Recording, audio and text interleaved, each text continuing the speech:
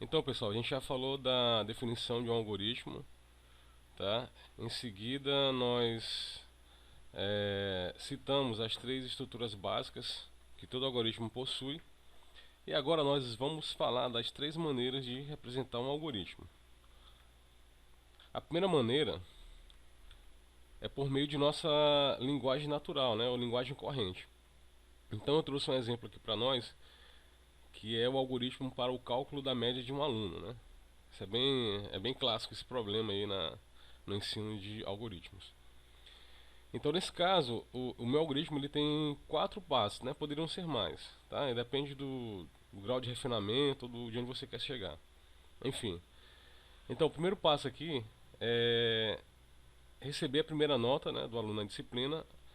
O segundo passo é receber a segunda nota do aluno na disciplina. Em seguida, somar as duas notas e dividir o resultado por 2, né, para encontrar a média deste aluno. Em seguida, há uma tomada de decisão, né? Se a média for maior ou igual a 7, vai ser exibida uma mensagem de aprovado, né? Em caso contrário, vai ser exibida uma mensagem de reprovação. Então, o algoritmo ele pode ser escrito tranquilamente por meio de uma linguagem, na nossa linguagem do dia a dia, né? Só que isso traz alguns inconvenientes quando você vai criar um algoritmo tendo como objetivo é, transpô-lo para uma linguagem de programação. A segunda maneira de representar um algoritmo é por meio de fluxogramas, né? Para a galera que já trabalha aí já deve ter visto em algum lugar, né? Os POPs aí da vida, tá? Que definem os processos de empresas. Em geral eles utilizam fluxogramas, tá? E eles podem ser utilizados, né? Para você escrever, né, o seu algoritmo, ok?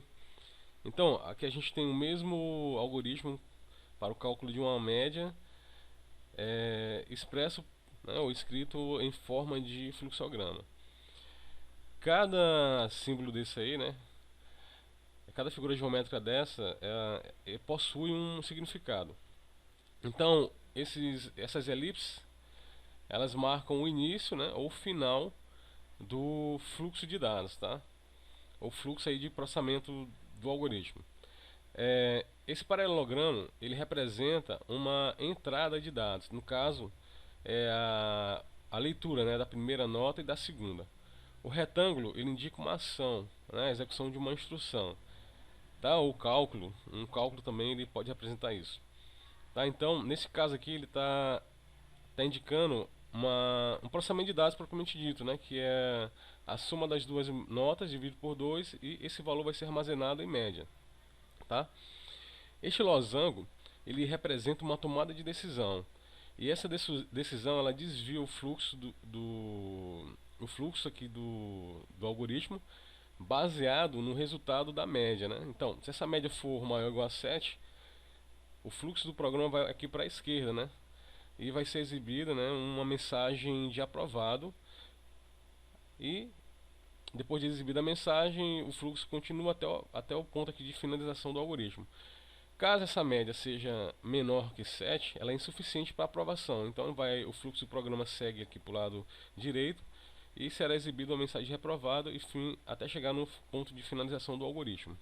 Tá? Então, nós falamos aí das duas maneiras de representar um algoritmo, que é por meio da linguagem natural, da nossa linguagem corrente, por meio de fluxograma, tá? E a terceira maneira é por meio de uma linguagem de programação. Neste caso, eu coloquei aqui o exemplo de um algoritmo escrito em linguagem C.